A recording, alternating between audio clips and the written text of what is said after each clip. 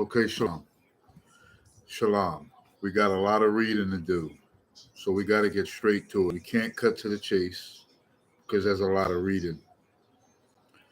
Also, I've told you all before, I've been having headaches, some more severe than others, and I'm too stupid to go to the hospital. So I can't raise my voice all crazy, okay? Can't get too hyper, okay? So I'm going to try to make this as exciting as I can, but for real, it's not about me making this message exciting. If you pay close attention to everything that I'm reading, you should be interested. You should have an understanding of what's going on. Now, I'm not going to talk about Terminators, and I'm not going to try to get too sci-fi because that's not necessarily what this message is about. Now, I want you all to understand something, however. In part two of this message, because this message is extremely long, I can't do the whole thing tonight. It's not an ongoing series, but I need at least one more in order to get some things across.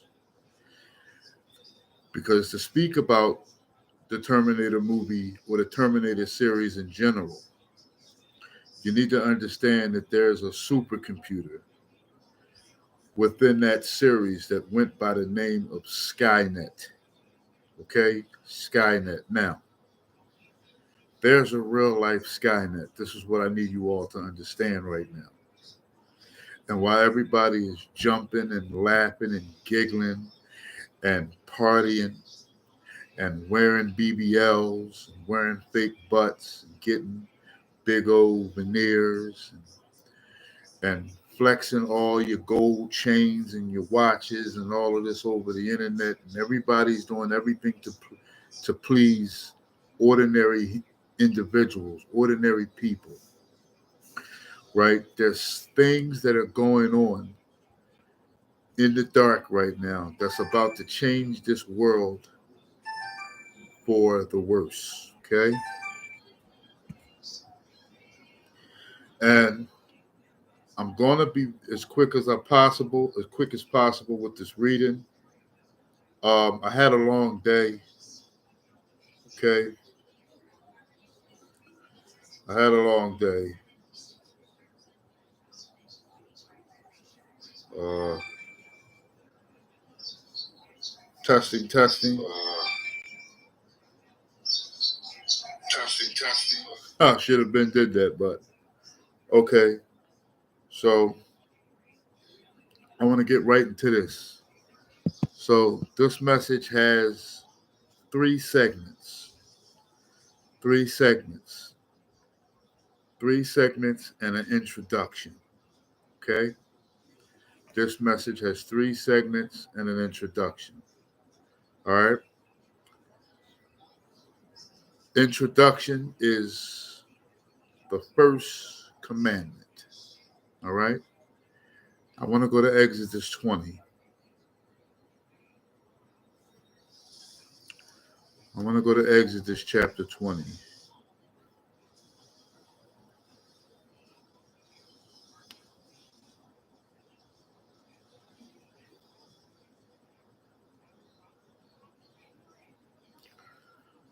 Okay. Let's go to Exodus chapter 20. I want to do it on my laptop here. Normally I go to my phone. I want to do it on my laptop. Okay?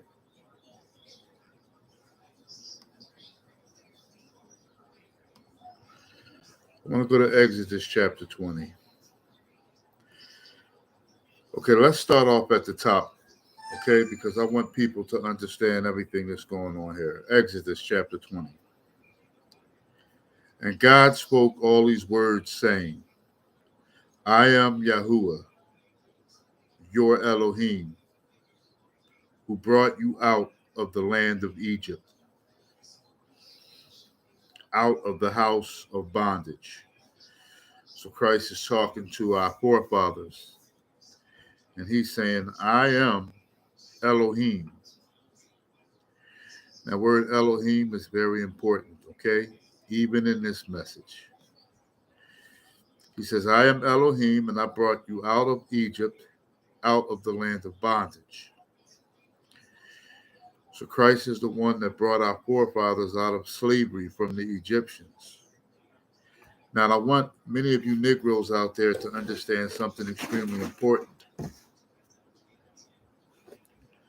While we were slaves in Egypt, while us Negroes, the ancestors of our forefathers, whom were Negroes, whom were Israelites, while we were slaves in Egypt, the Egyptians had many gods that they worshipped.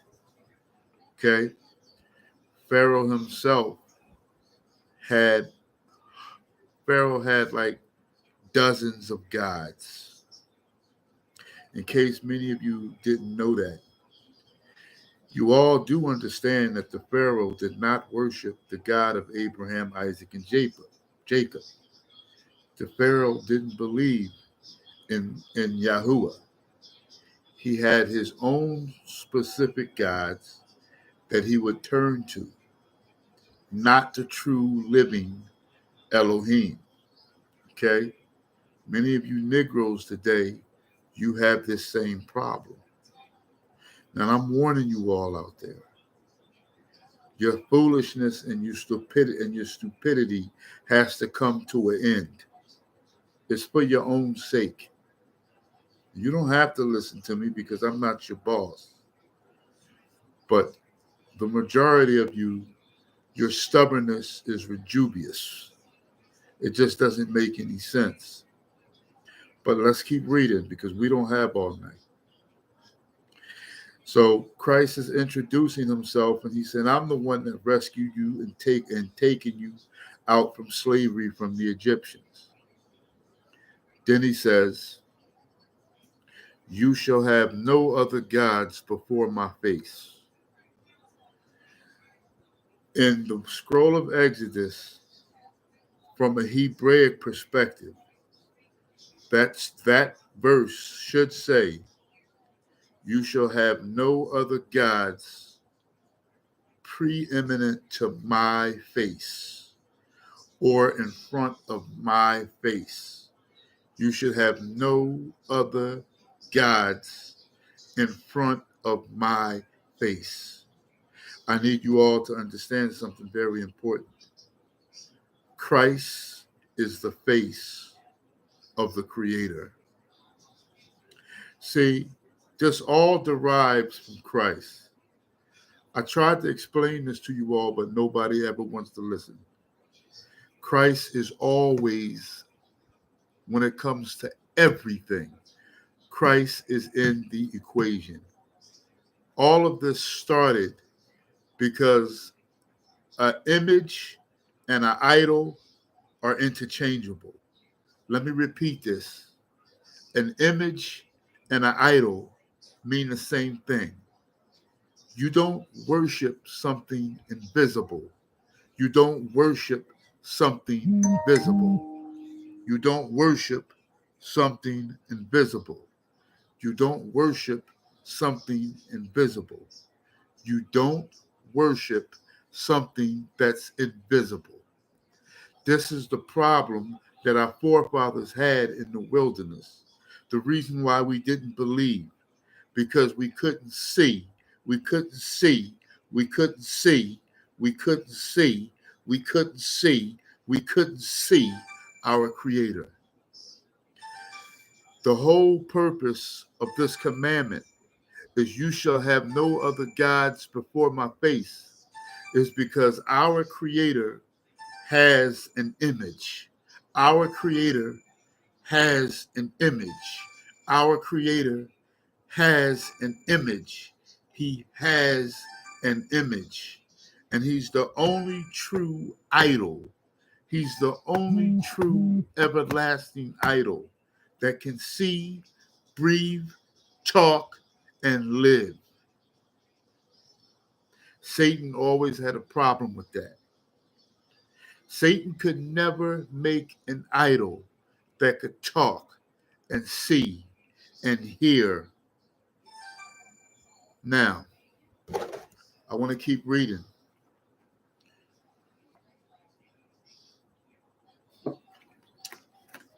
Because it's going to say here in verse 4, Exodus chapter 20, verse 4. Listen carefully. Right after Christ says, you shall have no idol before my image. You shall have no idol before my presence. You shall have no idol before me. It's then going to say, you shall make for yourself, you shall not make for yourself a carved image. You see that? You shall not make for yourself a carved image in likeness of anything. So you are not supposed to make a carved image of anything in the likeness of anything that is in heaven or that is in the earth beneath or that is in the water under the earth. So you are not supposed to make any image. So I'm not even supposed to carve, like say for instance, this is my son's toy. One of my son's trucks, right? Now I'm not saying that this is an idol, right? But what I'm saying is you are not supposed to carve out of rock, out of wood, nothing. Not in heaven, not on this earth, or not in the waters beneath the earth. So that's everywhere. Christ wanted to make it clear. Then he says, you shall not bow down to them. You shall not bow down to these idols. You shall not bow down to rocks. You shall not bow down to trees. You shall not bow down to people. And you are not even to worship your own self.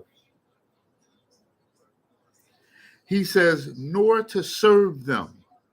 For I, Yahuwah, your Elohim, am a jealous Elohim, visiting the iniquity of the fathers upon the children to the third and fourth generations of those who hate me.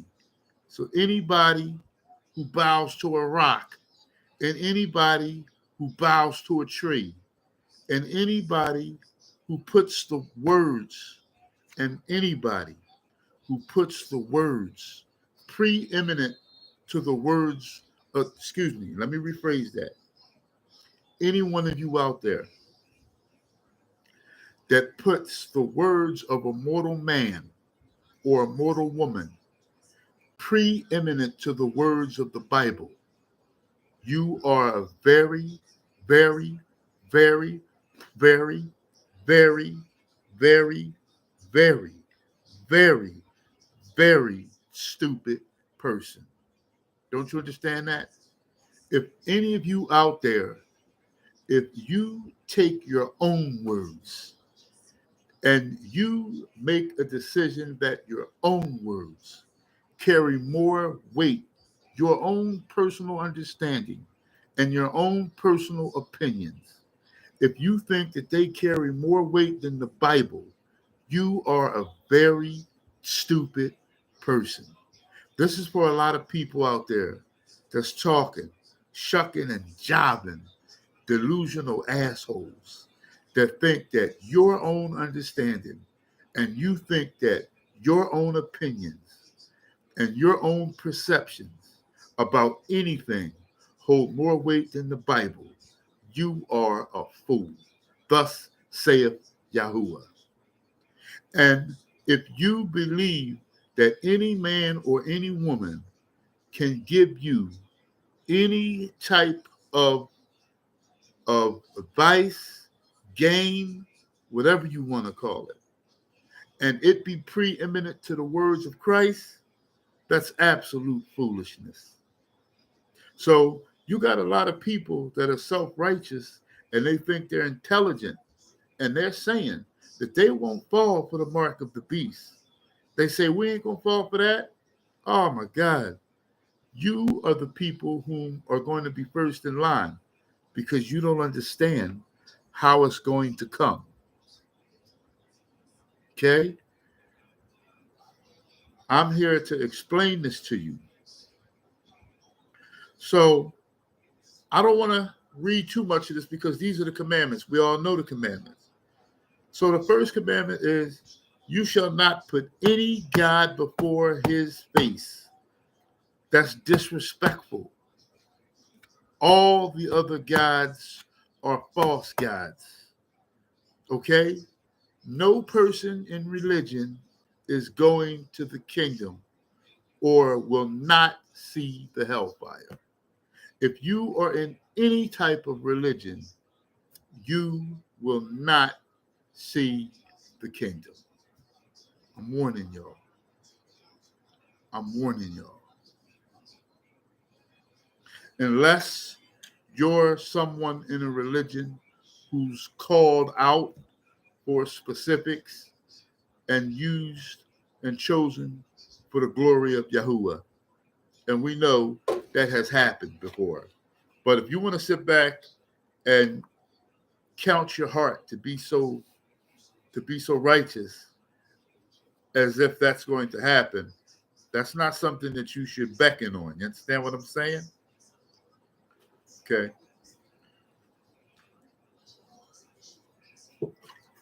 Let's keep going. Let's keep going.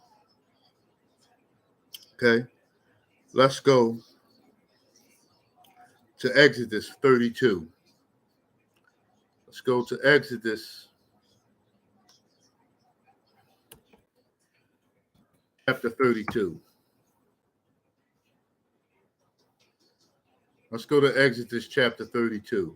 So now, I've told you all before, there's a reason why I've been telling you all this. I've been telling you all to learn how to think for yourself. Right? I've been telling everybody to learn how to think for yourself. A lot of you got offended with that message. You got offended. Many of you are like cattle. You're like sheep. You're like foolish sheep. If I'm not speaking about you, no need to catch your attitude. See, you got some people that don't follow the crowd, but they follow themselves. Then you have the majority of the people that just follow the herd. You follow the herd, right? You don't know what to do. Okay? If it's not popular, you're not with it. If it's not popular, you're not with it. Let's keep going. Let's make this quick. The golden calf, Exodus chapter 32. So remember when I told you that we were rescued from out of the land of Egypt, our forefathers, by Christ through Moses. Our forefathers were taken out of slavery from out of the clutches of the Pharaoh by Christ through Moses. So now we need to understand that our forefathers, and even us till this day, we got that false God worshiping spirit. We got this from our ancestors who got this from Egypt. So this is because when we were in captivity, when we were in captivity, and we're going to get to that in a minute, we learned and we watched the heathen worship false gods. Even today, you look all around you. What do the heathen do? What do the other nations do? They worship false gods. Look at a lot of the Caucasians. Not all of them, but a lot of them. Look at the Arabs. Look at those of India. Look at the Chinese. The Chinese and the Russians are atheists. So we need to understand that we need to be not like the other nations, but return to the God of our fathers. Return to the God of Abraham, Isaac, and Jacob. This is Exodus chapter 32. Now, when the people saw that Moses delayed coming down from the mountain, the people gathered together to Aaron and said to him, "Come, make us gods that shall go before us. For this Moses, for as far as this Moses, the man who brought us out of the land of Egypt, we do not know what has become of him." So I need to explain what's going on, but I want to be quick. So the children of Israel were led by Moses through the Red Sea. The children of Israel were led by Moses through the Red Sea to freedom from bondage and slavery. When they got to Mount Sinai, Moses went up to the mount because Christ called him up to the mount, because Moses was the only one that Christ was talking to face. He called Moses up to the mountain, and while Moses was up to the mountain, the ancestors of us Negroes, we looked at Moses as a god. We idoled Moses. How do I know that we idoled Moses? The same way a lot of you look up to Jay-Z today. Jay-Z this, Jay-Z that, Jay-Z this, Jay-Z that. And how do a lot of you foolish black and white women, how do you used to look up to Oprah? Many of you women used to look up to Oprah like she was a god, and many of you still do. See, this is a foolish people. You overly admire ordinary people that bleed blood and breathe air and have flesh and bones, just like you do. But you don't honor the God. You don't honor the man that came down here and bought your black ass and is willing to give every other nation for your ransom. So what we need to understand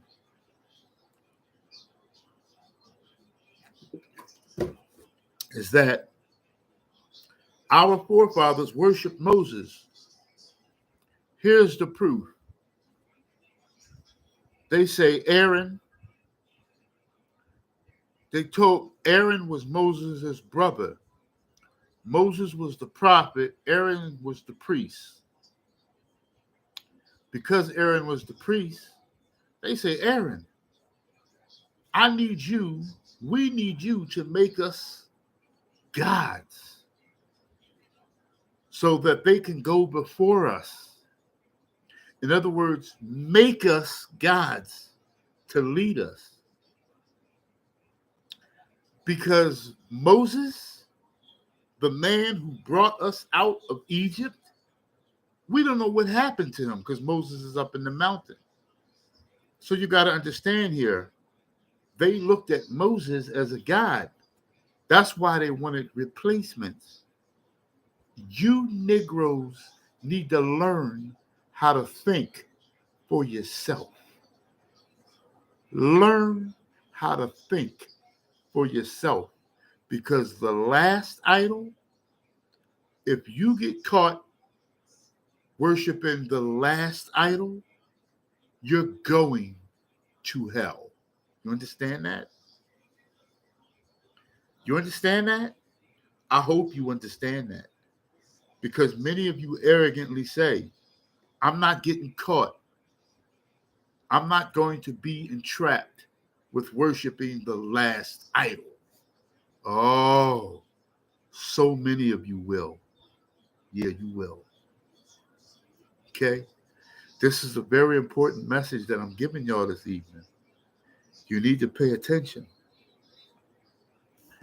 He's going to say, and Aaron said to them, so they said, Aaron, make us gods because we don't know what happened to our last human god, Moses. And Aaron said to them, break off the golden earrings which are in the ears of your wives, your sons and daughters, and bring them to me. So all the people broke off their golden earrings which were in their ears, and brought them to Aaron. And he received the gold from their hand, and he fashioned it with an engraving tool and made a molten calf. So many of you know about this story. This is a very famous story, and I want to move on. But before I move on, I want to say something. This is how our people are. Many of you say, I would not worship a golden calf today.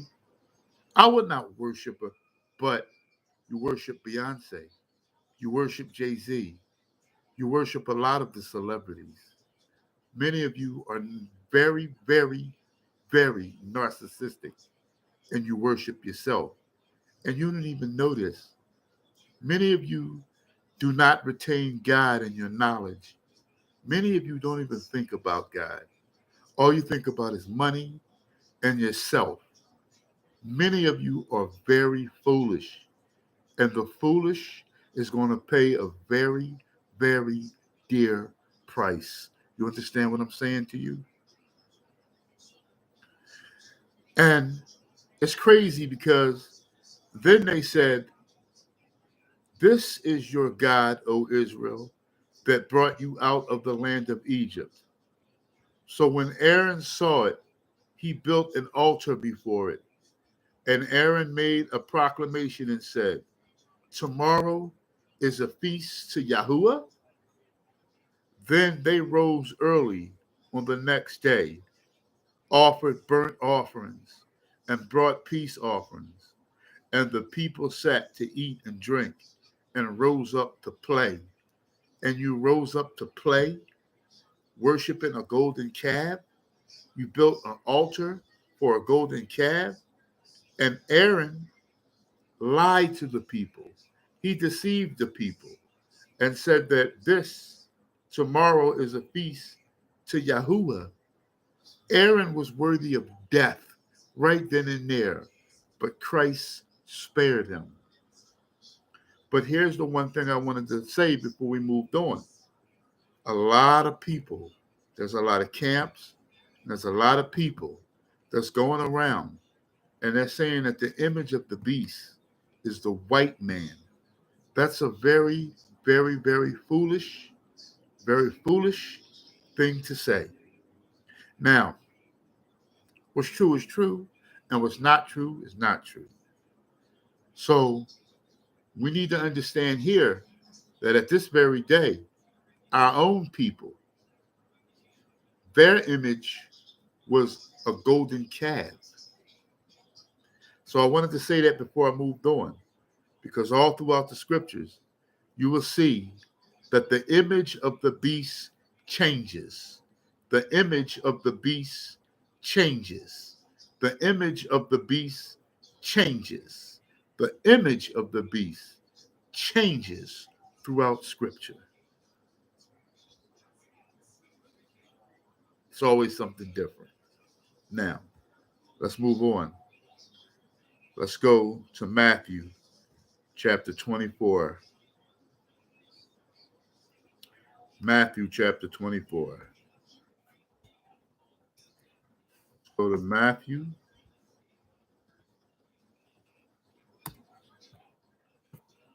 24.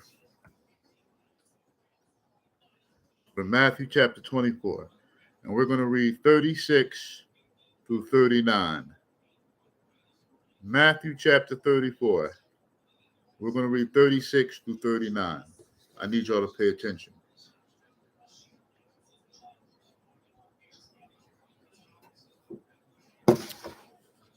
Matthew chapter 24. We're going to read 36 through 39. And it says, "But of that day and hour no man knows. But of that day and hour no one knows, not even the angels of heaven, but my Father only." Now, another scripture says, "But of that day and hour no one knows, not even the Son, but my Father only." A Muslim sheikh tried to say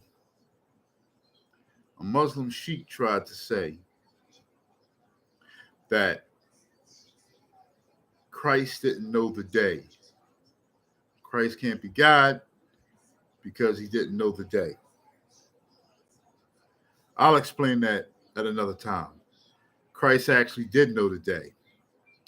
When you understand who the Father is from a Hebraic perspective, then you'll understand that Christ did know the day. The Father is the mind of Christ. That's what you all have to remember. The Father is the mind of Christ. Okay? But we're not going to get into that right now.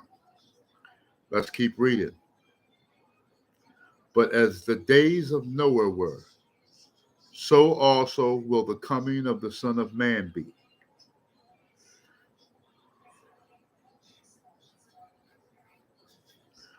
As the days of Noah were, so also will the coming of the Son of Man be. For as in the days before the flood, they were eating and drinking, marrying and giving in marriage, until the day that Noah entered the ark, and did not know until the flood came and took them all away. So also will the coming of the Son of Man be. When two men will be in the field, one of them will be taken." Okay. So basically, I want to just stop right there. Okay. At 39. Okay. So these last days here are going to be identical to the time during the giants, so-called. During the time of Noah,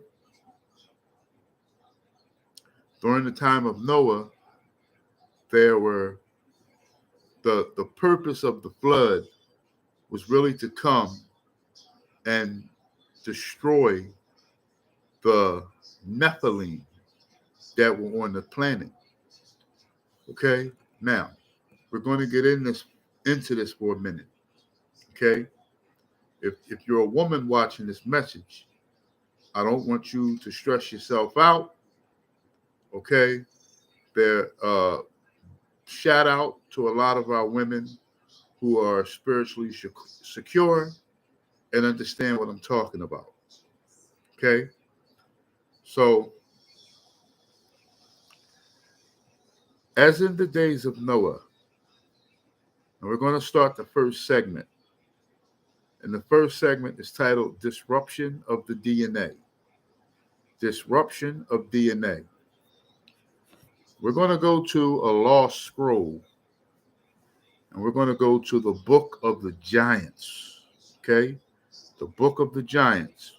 Now, I want everybody to understand something about the word giants in Genesis 6:4. Okay? If you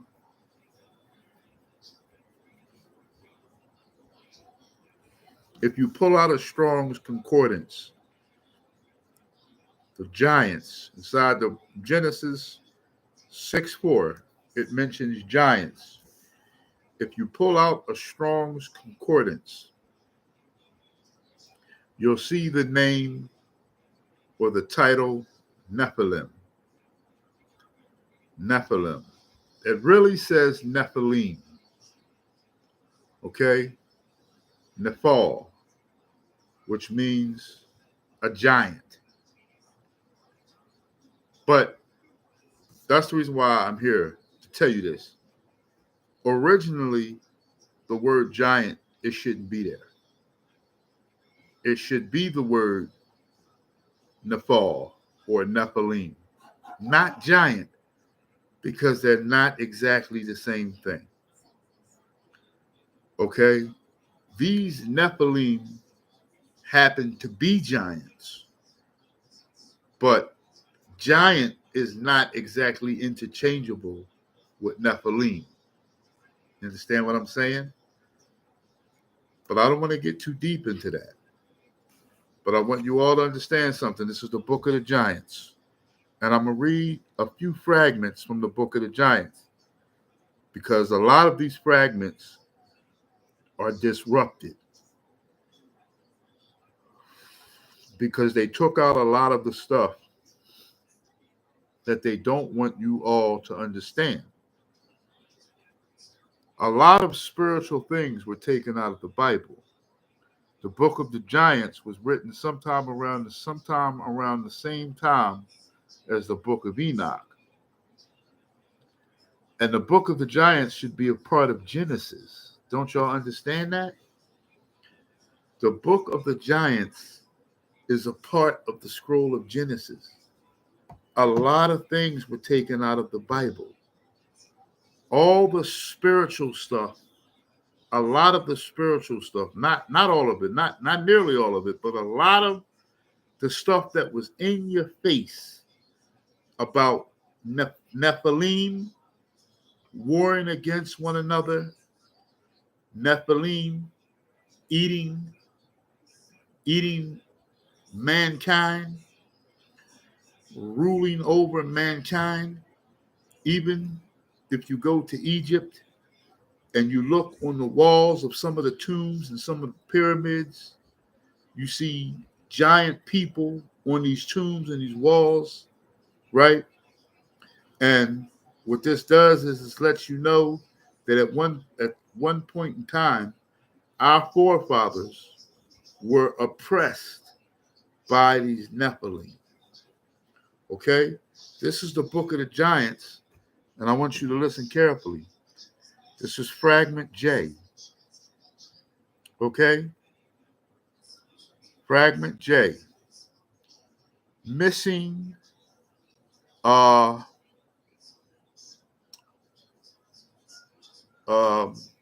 missing words. Varagdad. Missing words. Hobabis. Robbed. Ara. Missing words. But listen carefully. Maxtag, his wife.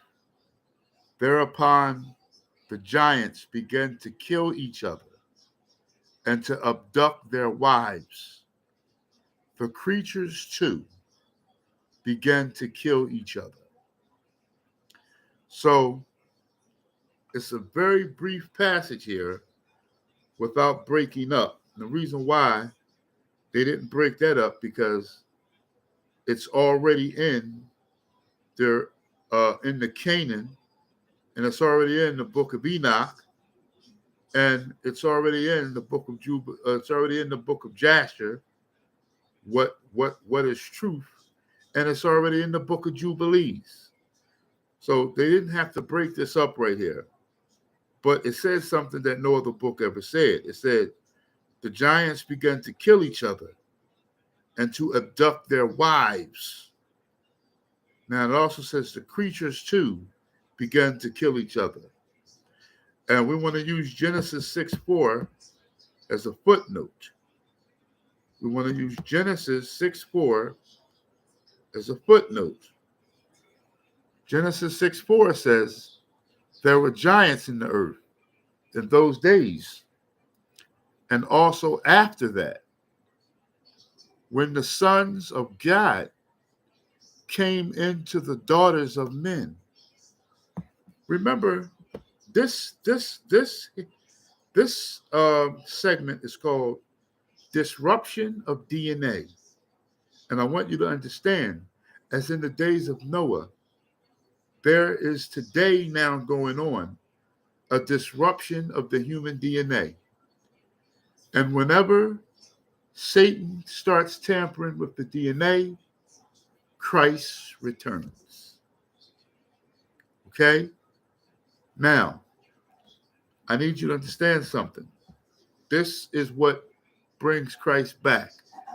Disruption of the DNA. Now, it says here, because a lot of people misinterpret this scripture. You know why a lot of camp leaders misinterpret this scripture? Because they are carnal. They're carnally minded. And or carnally, that's why I say walk away from many of them dumbass camps. Y'all think I'm hating. Y'all think it's personal, and y'all think I'm angry. A lot of the camps are foolish because they don't believe this. Foolish camps. Okay? And there are a lot of other religious people that don't believe this as well. Now, it's telling you right here, if this, listen to what it says. There were giants in the earth in those days, and also after that, when the sons of God came into the daughters of men. The sons of God came into the daughters of men. How could the sons of, why? The sons of God, they weren't mankind. That's why it's worded that way. This is not rocket science. Okay?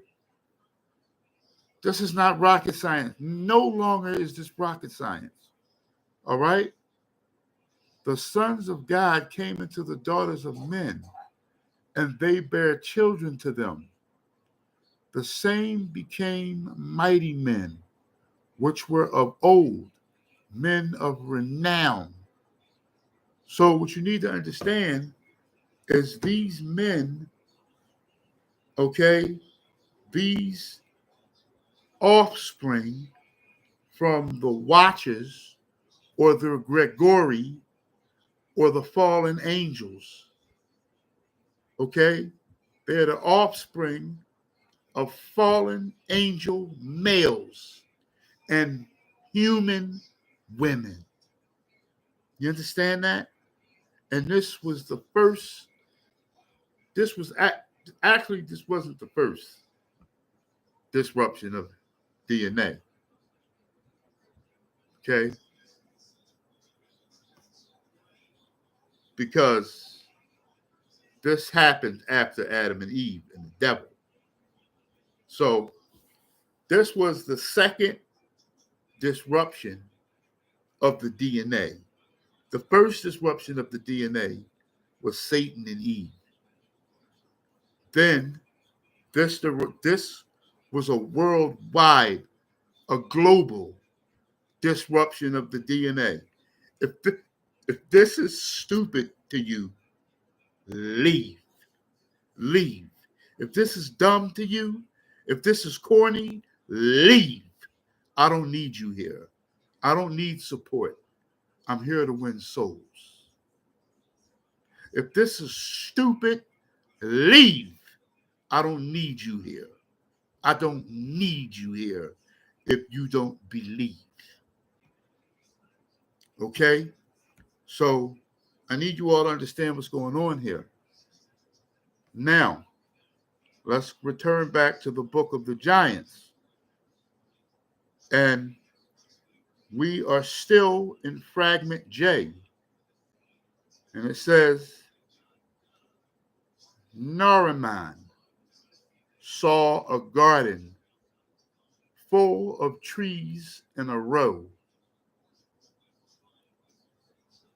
200 missing words came out of the trees, missing words. So now, we need to understand something. Whoever Nariman was, he saw a garden full of trees in rows, and 200 missing words came out of the trees, missing words. Well, we know that the amount of Gregory that fell from heaven, the amount of Gregory, or the total number of the watchers that made a pact on Mount Hermon were 200. And in many cases, trees can be associated with angels and or mankind.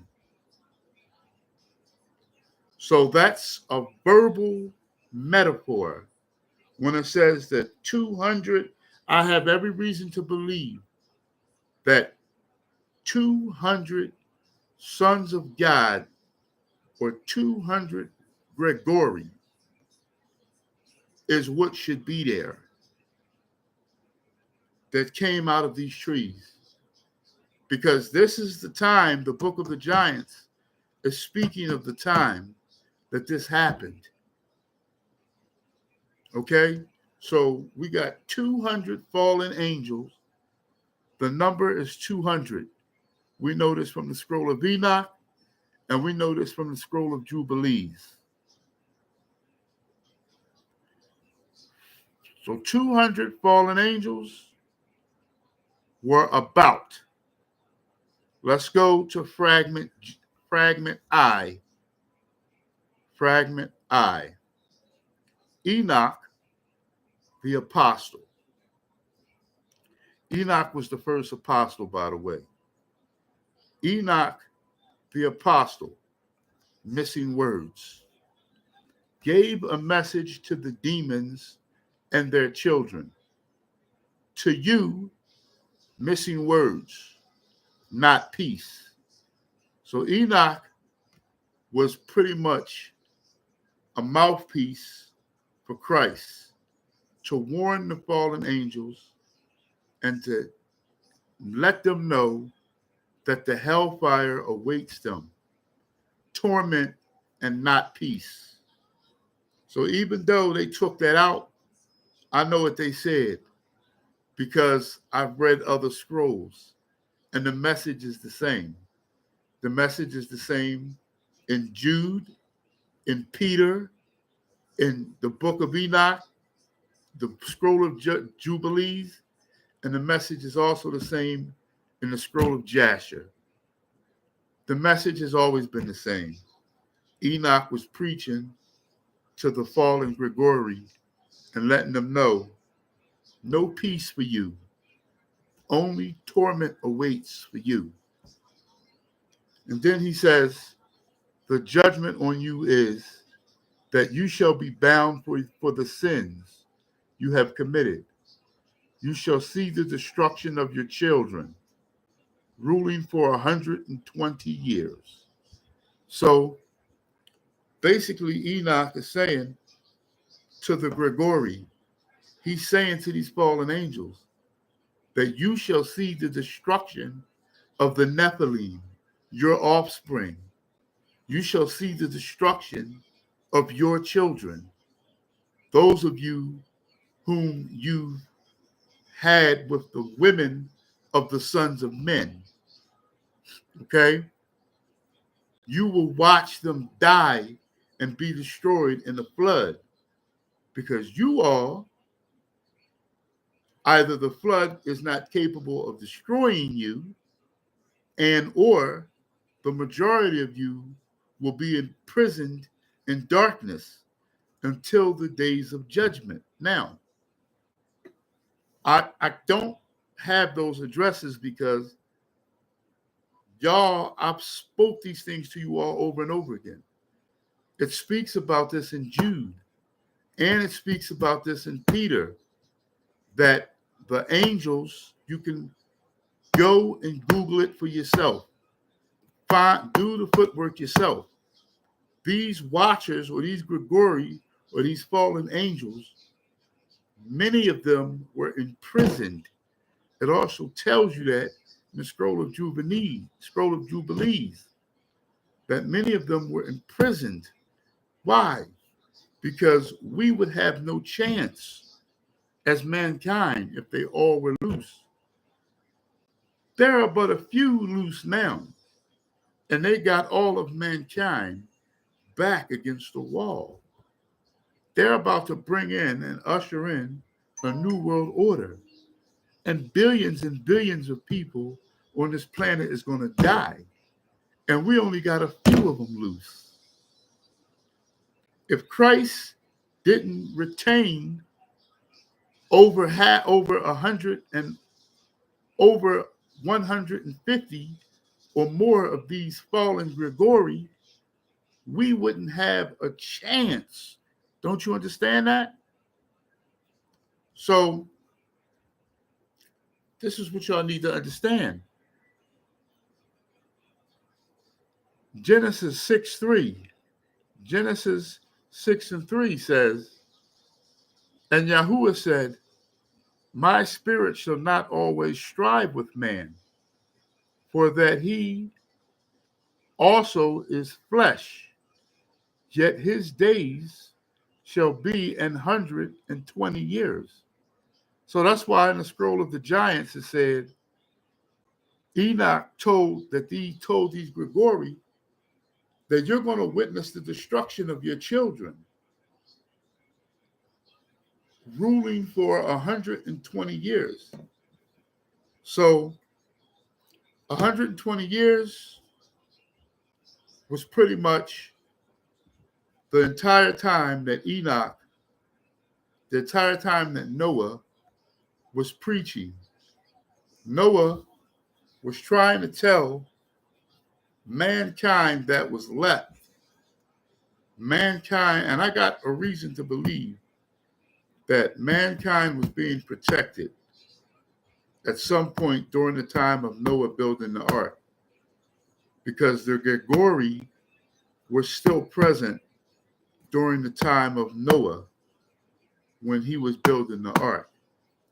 But that's a different story, and that's a different study. But at the end of the day, just as the days of Noah, Christ said, people were eating, drinking, and banging, and having a merry old good time, and leaping and jumping and shucking and jobbing until the flood came. Okay? So you got to understand, mankind, even when their backs are against the wall, we find a way to shuck and job. All right? Now, the DNA got disrupted. And I want to go to the scroll of Enoch, chapter 15, so you can really get a good look at what is going on. The scroll of Enoch, chapter 15.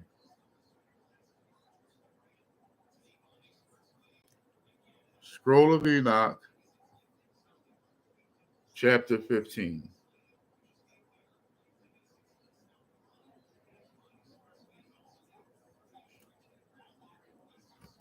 I want y'all to pay careful attention. Scroll of Enoch. Can I bring this up on my computer? Okay.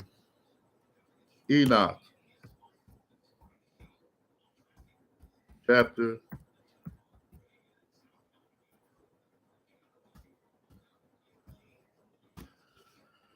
Let's see if they can give me what I want. Okay. Enoch, chapter 15. Then, this is Enoch talking. Then, addressing me, he spoke and said, Hear, neither be afraid.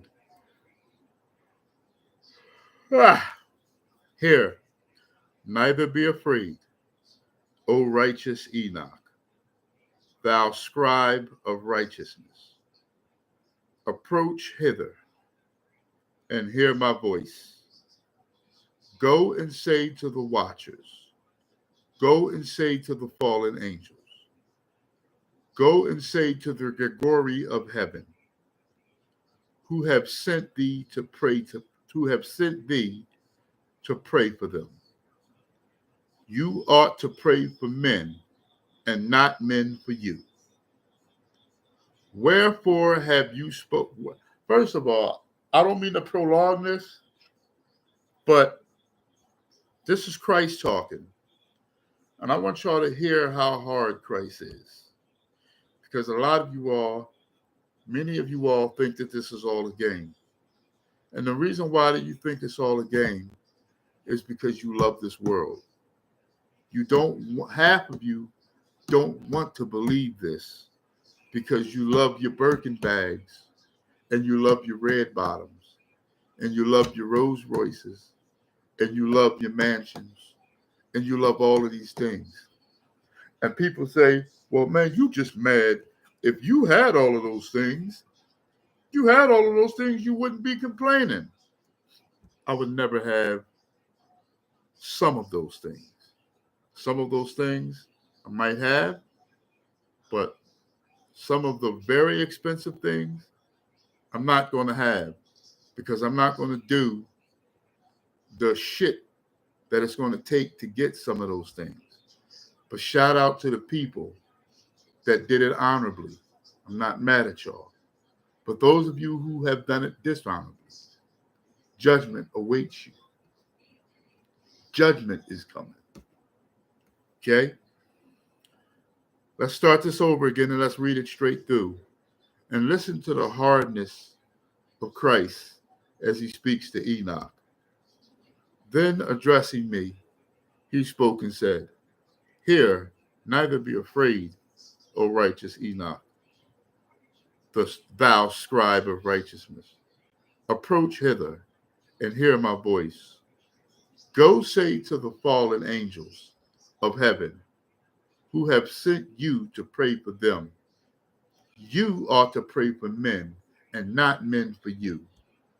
He says, Wherefore have you forsaken the lofty and holy heavens?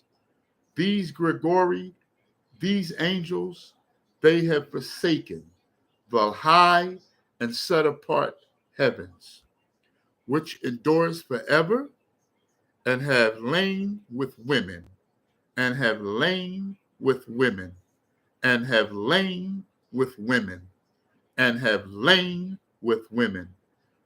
This, the only explanation for Genesis 6:4, is the same explanation it is everywhere in the lost books and everywhere in the Bible. Any person or any man that tries to corrupt Genesis 6:4 is a very stupid,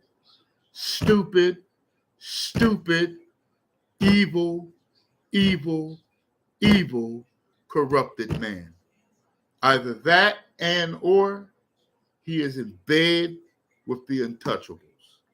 There's no other way to interpret Genesis chapter 6. The fallen angels are real. Give me a minute because I ran out of drink. I got to find me something else to drink.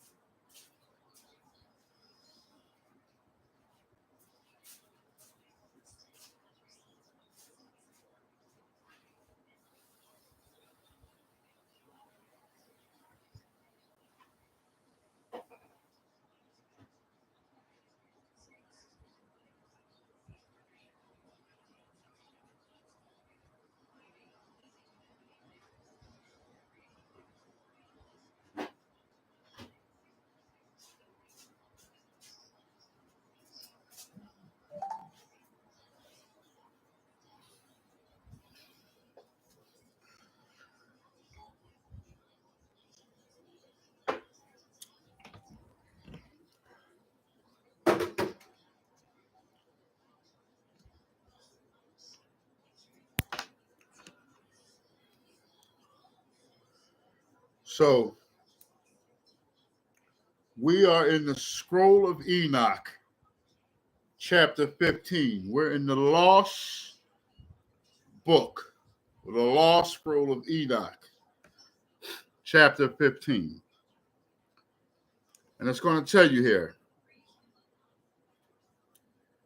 Wherefore, so this is Christ talking to Enoch. He says, go tell them angels that they should be praying for mankind and not being pussies sending you to pray for them. That's basically what Christ says. Christ says, tell them this. Wherefore you have forsaken the lofty and holy mountain of heaven, which endures forever, and have laid with women, have defiled yourselves with the daughters of men. See, Christ, there's no need for sex in heaven. It just is what it is. I'm not trying to, what you, no. Understand where I'm coming from. There's no need for reproduction in heaven. The Creator is in heaven. Nobody has to reproduce. You understand me? This is what Christ is saying. He says, you have defiled yourselves with the daughters of men, with the daughters of mankind.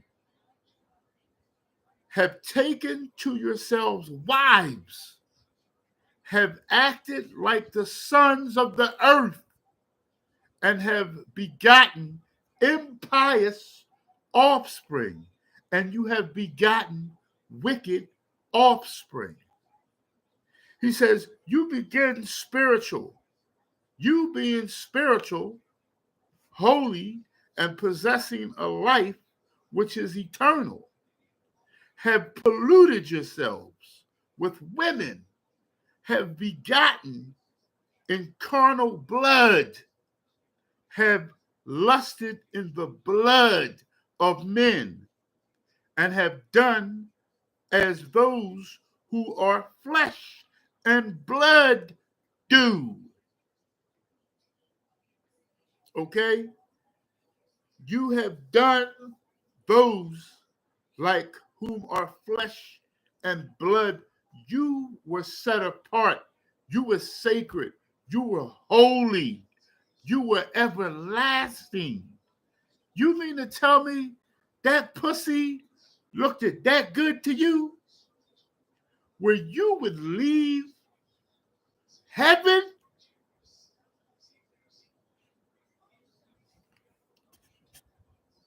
These, however, then Christ is going to say to them, these, however, die and perish. Talking about mankind. He says, therefore, I have given them wives, that they might cohabit with them, that sons might be born of them, and that this might be transacted upon earth. The reason why humans can have sex, the reason why we can mate, is so we can reproduce, because we die. We don't live forever. We die. So we have to reproduce. This is what Christ is trying to tell him. And he says, but you from the beginning were made spiritual, possessing a life which is eternal and not subject to death forever. He says, therefore, I made not wives for you. You don't need wives. You don't need to reproduce. You are eternal. Therefore, I made not wives for you, because being spiritual, your dwelling is in heaven. Tell them that. Don't tell them that, Enoch. Tell them that. And tell them this also, Enoch.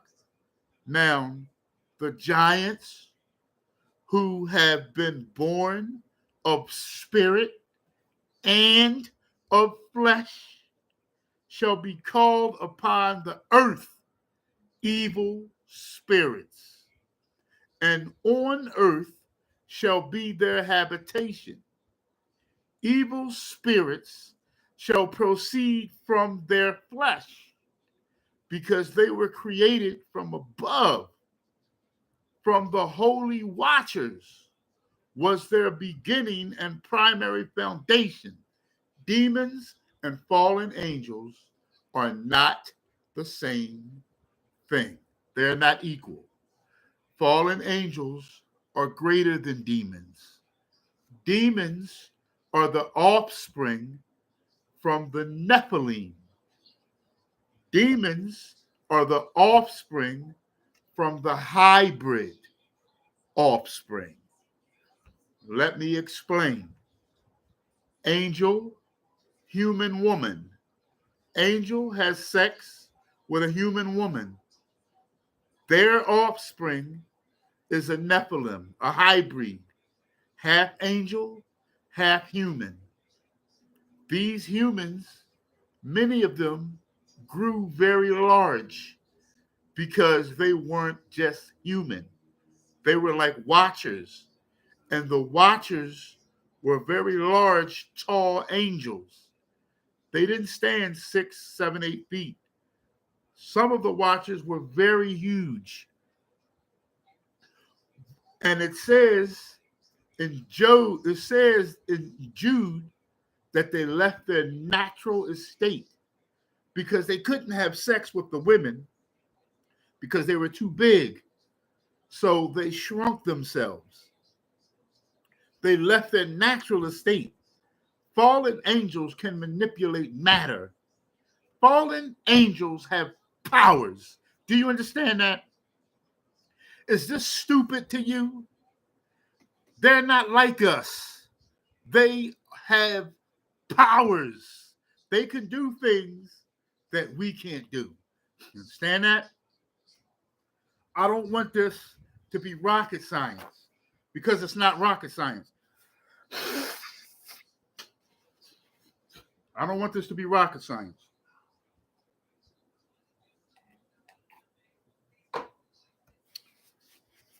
So now, I want you to listen to what he's saying here. The demons or the devils or the demons, what we call spirits today, they are a result of the death of the hybrids, because fallen angels can't die. So fallen angels and demons are not equal. Demons come from the Nephilim, which were the children of the fallen angels. Let me read that again and let me keep moving. Now the giants who have been born of spirit and flesh, the hybrids, shall be called upon the earth evil spirits, and on earth shall be their habitation. Evil spirits shall proceed from their flesh, because they were created from above, from the holy watchers, was their beginning and primary foundation. Evil spirits shall be upon the earth, and the spirits of the wicked shall they be called. The habitation of the spirits of heaven shall be in heaven, but upon earth shall be the habitation of terrestrial spirits who are born on earth. When the flood came, and destroyed the children of the watchers, Enoch explained to the watchers that they will witness the death of their children. They witnessed the death of their children when Christ brought the flood and destroyed the giants. When the giants died, the evil spirits that proceeded from the giants are the spirits among us today. Okay? They are the spirits that are among us today. Okay? And these spirits in these days will inhabit robots, quote unquote, so-called artificial intelligence. Now,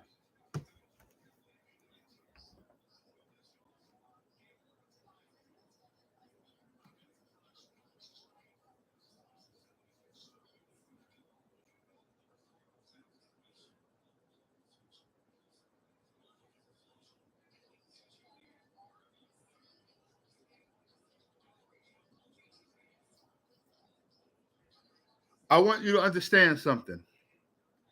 If we go to the Merriam-Webster, I like to use the Merriam-Webster because the Merriam-Webster comes off of the Greek.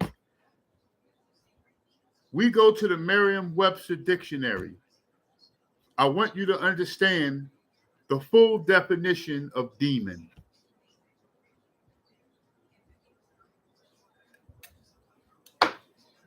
Y'all listening to me? I want to give y'all the full definition of demon.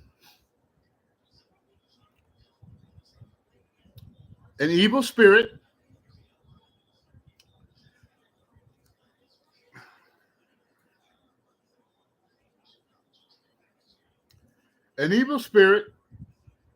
a source or agent of evil, harm, distress, or ruin.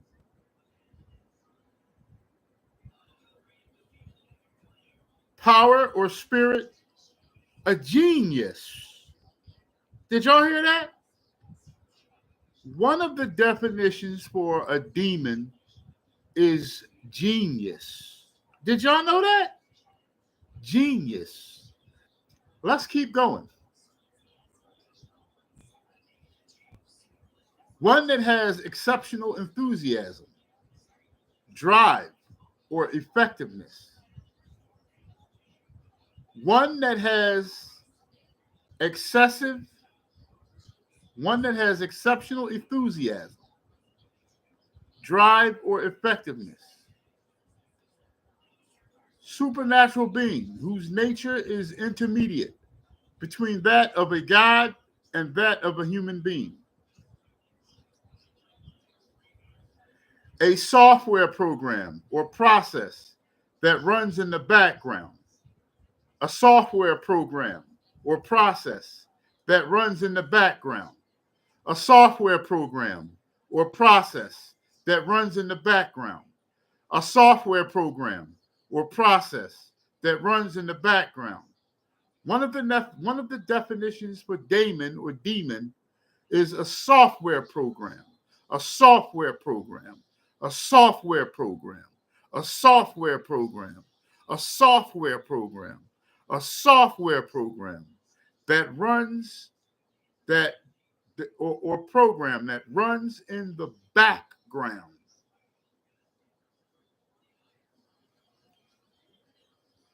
Intelligence. Another word for daemon or demon is intelligence. Intelligence. In this last days, we're going to have artificial intelligence, but it won't be alone.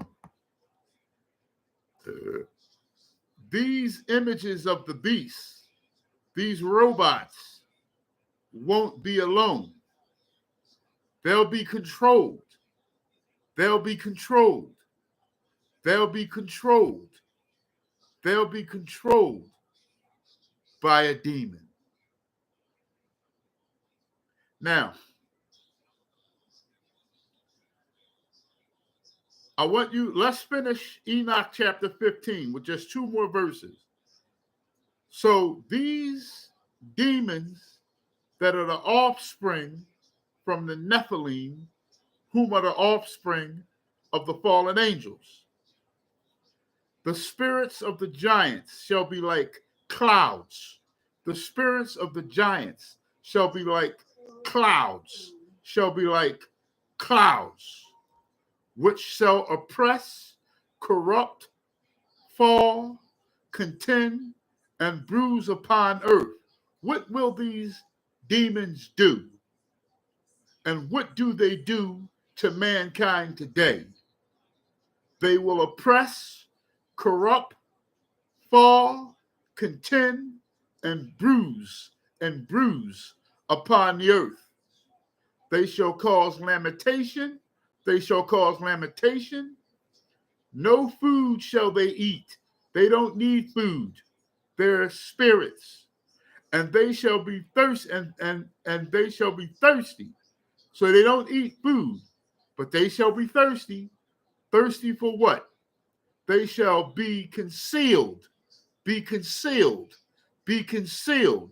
and shall not I rise up again the sons of men and against women, for they come forth during the days of slaughter and destruction. From the very beginning, these demons were not originated in heaven. They were originated on earth. Ultimately, they are the offspring of those from heaven, but they were not born here. They were not born in heaven. They were born on earth.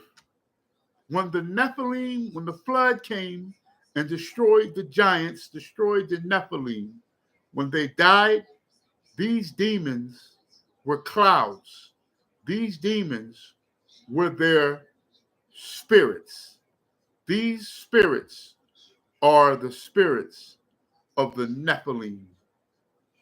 And they are here today and have always been here to oppress, corrupt, fall, contend, and bruise with first us Negroes and then also every other nation on earth.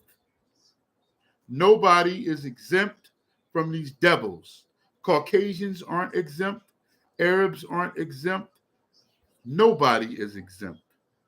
And if you are a wicked person, these demons use you and utilize you to attack righteous people. Let's go.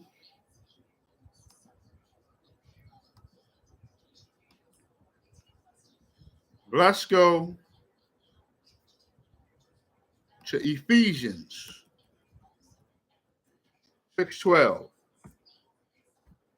I read this all the time.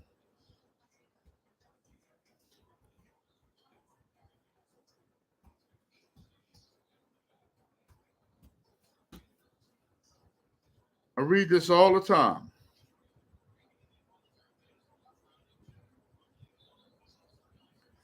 Ephesians 6:12. Paul called it. Paul tried to let our forefathers know right after the crucifixion of Christ. Paul said, because Paul understood this, and if many of you out there understood this, if many of you out there would stop mocking and stop laughing and stop calling things abnormal, which these are really the normal things. These are really the things of reality. These things we can't see. But all of these things are going to come roundabout circle, full circle to your face, and y'all not going to be able to handle it. And many of you are going to perish along the way because you're not going to be able to fight these things because you're a non-believer. So you're going to think it's foolishness why it's happening to you. Ephesians 6:12, for we do not wrestle against flesh and blood. For we do not wrestle against flesh and blood, but against principalities, against powers, against the rulers of the darkness of this age, against spiritual hosts of wickedness in the heavenly place, against spiritual hosts of wickedness in heavenly places, against spiritual hosts of wickedness in heavenly places. Okay? I need y'all to understand what we're up against here. Understand what we're up against so that you don't get caught out there. This is a warning to y'all. Okay? I'm trying to give y'all some knowledge and some understanding on this. All right? Let's go to the second segment. Lifeless idols. Let's go to the second segment. Lifeless idols. Let's go to Baruch, chapter 6. Let's go to Baruch, chapter 6. Go to Apocrypha. We're going to go to Baruch, chapter 6.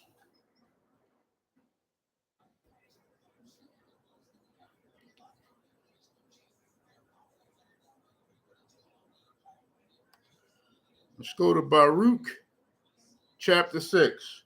Baruch is in the Apocrypha. Baruch is in the Apocrypha. And we need to go to chapter 6. And I want you all to understand something.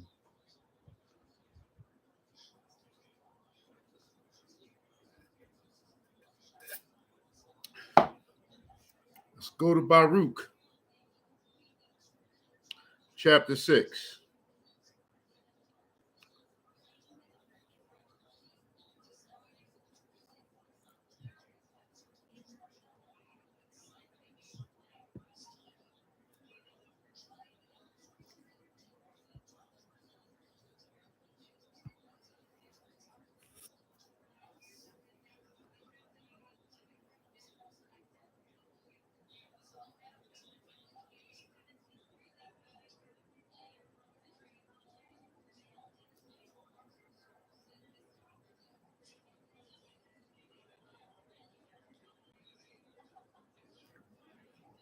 Baruch, chapter 6. A copy of the letter that Jeremiah sent to those who were to be taken to Babylon. A copy of the letter that Jeremiah sent to those who were to be taken to Babylon, taken to Babylon, taken to Babylon, taken to Babylon as exiles by the king of the Babylonians, to give them the message that God had commanded him. This is the message that was given to those who were taken to Babylon as exile. Were taken to Babylon as exile. Because of the sins which ye have committed before God, ye shall be led away captives into Babylon by Nebuchadnezzar, king of the Babylonians. So I need y'all to understand what's going on here. Okay? Our people have been, Jerusalem is our home. Jerusalem is our home. Jerusalem is our home. The reason why we're not in Jerusalem now is the reason why we have been not in Jerusalem many times in the past. When we are in Jerusalem, that's when we are obedient.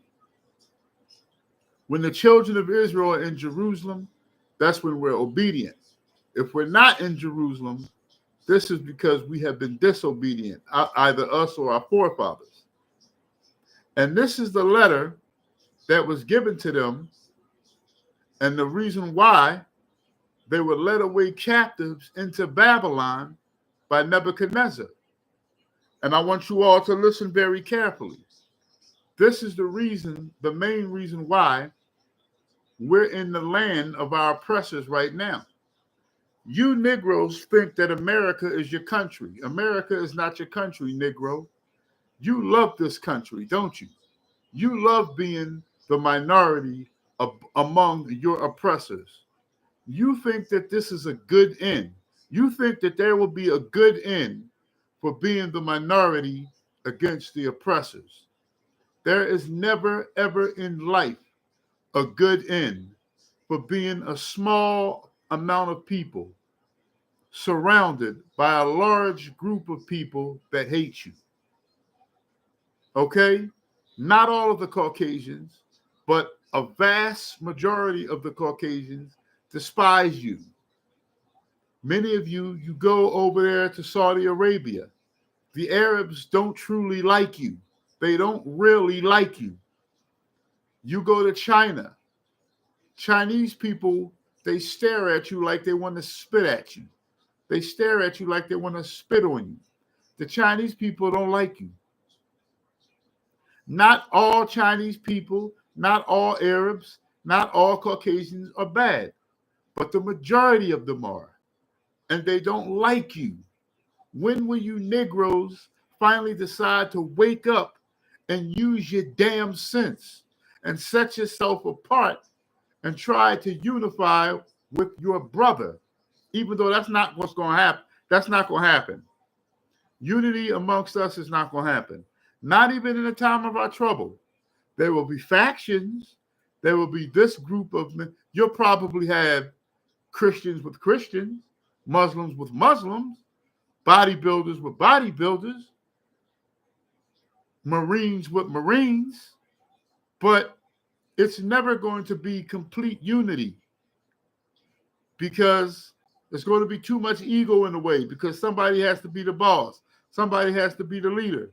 Somebody has to be the platoon leader. Right? So it's never going to be a complete unity amongst any of mankind. But the other nations know that they are powerful in numbers. We're the only dummies that don't know that. So I want to start from verse 2 again, and I want you to understand that the reason why we're here in America, you niggas think we're in paradise here in America, because you're so foolish and docile, and you have been led to believe that you're safe here in the land of America. Many of you all, you think you're safe, don't you? You Negroes think you're safe here in America. Well, you got another thing coming to you. Just wait. Okay? Because of the sins which ye have committed before Elohim, ye have been led away captives into Babylon by Nebuchadnezzar, king of the Babylonians. So when ye come unto Babylon, ye shall remain there many years. Us Negroes have been here in America for many years. Us Negroes have been in the Caribbean diaspora for many years. We've been in Britain and England for many years. We've been in Canada for many years. And many of our forefathers, have never seen our true home of Jerusalem. But it's not even a sacred land now, because the imposters over there have defiled the land. Them Amalekites, them untouchables, be having more gay parades than a lot of you Caucasians over here in America. So when ye be come into Babylon, this group of people who broke the commandments of Elohim, we're going to see what commandment really mattered at the end of the day. They all do, but just pay attention. So when you come into Babylon, you shall remain there for many years and for a long season, namely 7 generations. And after that, I will bring you away peaceably from thence. Now, shall ye see in Babylon gods of silver? When you go to Babylon, when us as a black people here in Babylon, we see idols. Everywhere we look and everywhere we turn, we see idols.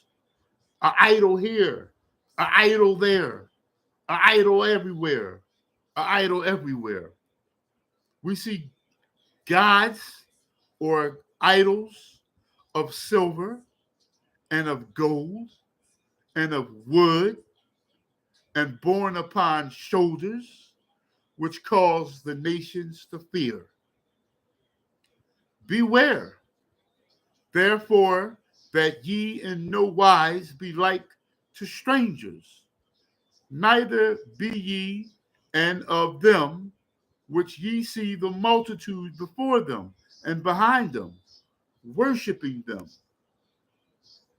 You are an Israelite, black man, black woman. You are an Israelite. If you see somebody bowing to a white Messiah, don't follow them. Don't follow them. Think for yourself. Think for your damn self. When you see somebody bowing to a wooden statue, when you see some people who simply adore Jay-Z and adore Beyonce and adore Oprah Winfrey, don't be like them. Don't follow them.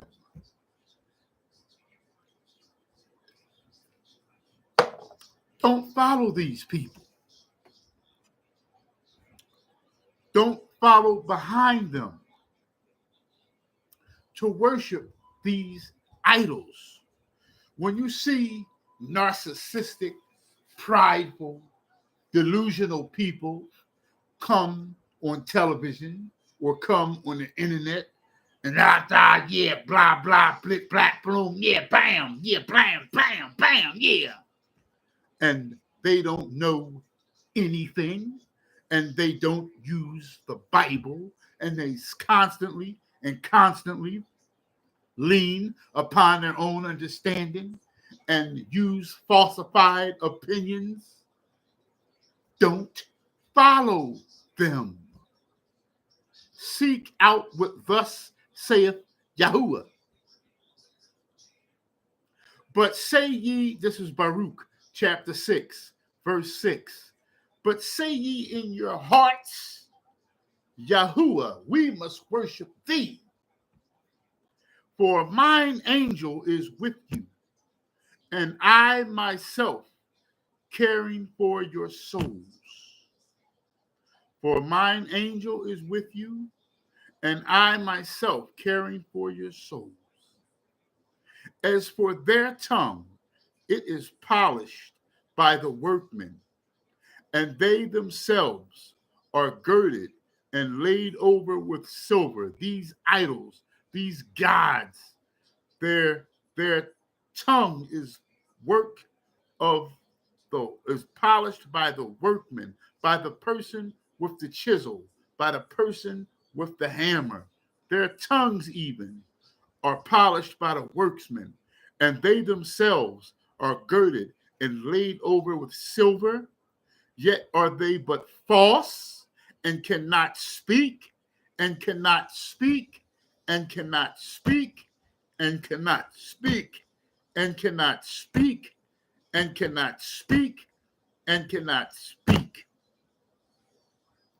Many of you bow, even to this day, you bow down to things that cannot speak, that cannot speak, that cannot speak. How dare you bow to something that can't fucking talk? How dare you? That's blasphemy. And you think judgment isn't going to come to you all for such foolishness? For such foolishness? You think danger isn't going to come to you for bowing to something that can't breathe and speak and hear and see? It's how can you bow to something that you yourself created? That's the dumbest, stupidest, foolish shit I ever heard in my life.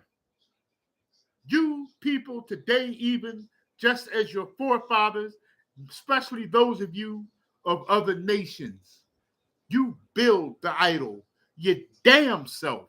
You are greater than the idol if you can construct it, fool. If you can construct the idol, that means you are greater than the idol. How can you then build something and craft it and then go and bow to it? That's being a. How can you build something your damn self and then go and bow to it? How?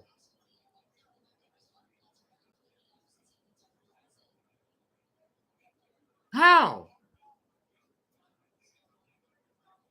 He says, but say in your heart, but then he says, and taking gold as it were for a virgin that loveth to go gay, they make crowns for the heads of their gods.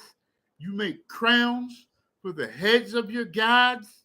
You keep them clean. You got to wash the god and keep the god clean. What god needs to be kept clean? What god can't wash itself?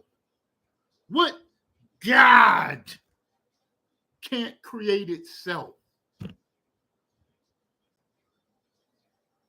Yeah, they will give thereto to the common harlots and deck them as men with garments, being gods of silver and gods of gold and wood. Yet cannot these gods save themselves from rust and moth? Christ say, Jeremiah, send this letter to these niggas that was worshiping gods. Send this letter to these niggas. Ask these niggas, yet cannot these gods save themselves from rust and moth? Thou they be covered with purple raiment? They wipe their faces because of the dust of the temple, when there is much upon them. And he that cannot put to death one that offendeth him holdeth a scepter, as though he were a judge of the country. He saith also in his right hand, he hath also in his right hand a dagger and an axe, but cannot deliver himself from war and the thieves, whereby they are known not to be gods. Therefore fear them not, for like as a vessel that a man useth is nothing worth when it is broken, even so it is with their gods. When they be set upon in the temple, their eyes be full of dust through the feet of them that come in. And as the doors are made sure on every side upon him that offendeth the king, as being committed to suffer death, even so the priests make fast their temples with doors, with locks and bars, lest their gods be spoiled with robbers. So Some of y'all got these, especially over there in China.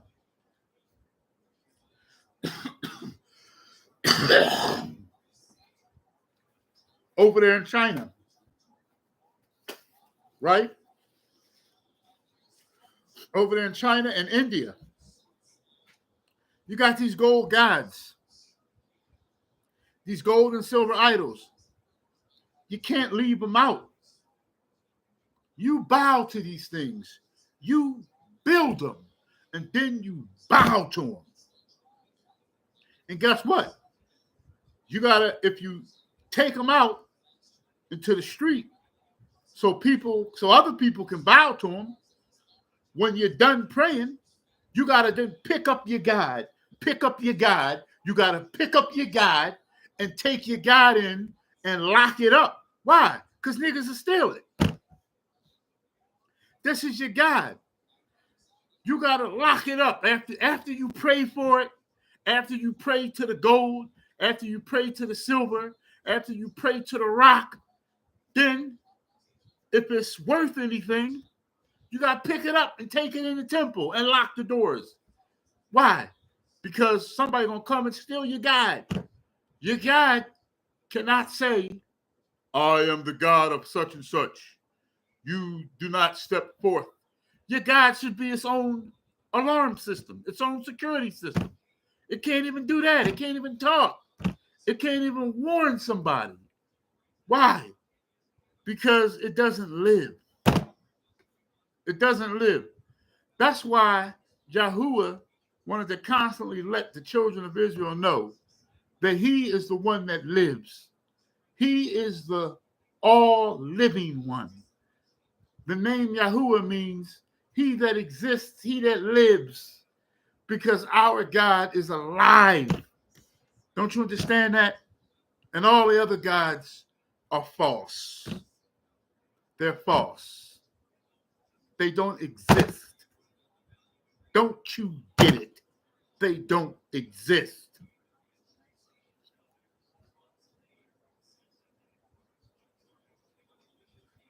So the robbers will spoil them. He says, they light them candles, yeah, more than for themselves, whereof they cannot see one. They are as one of the beams of the temple, yet they say their hearts are gnawed upon by things creeping out of the earth. And when they eat them and their clothes, they feel it not. So it says their faces are blackened through the smoke that cometh out of the temple. Upon their bodies and heads sit bats, swallows, and birds, and the cats also. The bats and the birds come and sit on the shoulders of your idols, and the cats also sit in the laps of your idols. By this ye may know that they are no gods. Therefore fear them not, notwithstanding the gold that is about them to make them beautiful, except they wipe off the rust. They will not shine, for neither when they were molten did they feel it. God damn. So I'm not going to read all of Baruch 6, but it's very important that Christ keeps saying something. Don't fear them. Don't fear them. Why? Because an idol and a god is supposed to be feared. Never forget that. And I want you to remember that as we continue in this message. Idols are supposed to be feared. A real idol. The one idol. See, Christ is an idol. Christ is the glory of Elohim. Christ is the one idol that our forefathers never saw in the wilderness. They never saw the form of Yahuwah. That's the reason why faith is the hope for something unseen. Faith is the test of your trust in the Elohim that says he exists. even though you haven't seen them. And many of you continue to mock this day in and day out, day in and day out, because you are not children of God. That's why many of you are going to eat your blasphemies. Don't you understand that? You're going to eat your blasphemies. Now, let's continue to go. Let's continue to read. I want to go to Bel the Dragon. Many of you have never heard of Bel the Dragon. Bel the Dragon is a lost apocryphal book. Bel the Dragon.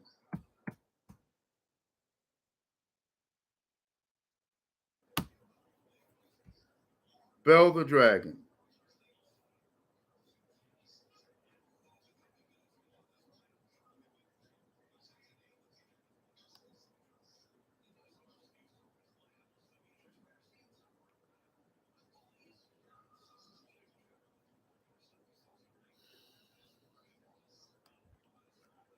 Bel the Dragon.